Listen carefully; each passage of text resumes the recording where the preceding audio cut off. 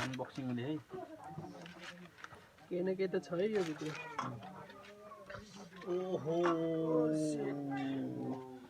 my God यसरी छाड्नु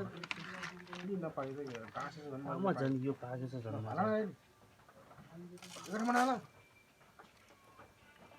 धेरै गुस हुन्छ कि धेरै अलिअलि मजा हाल्नु न पछाडि हाल्नु लाउनु पर्ने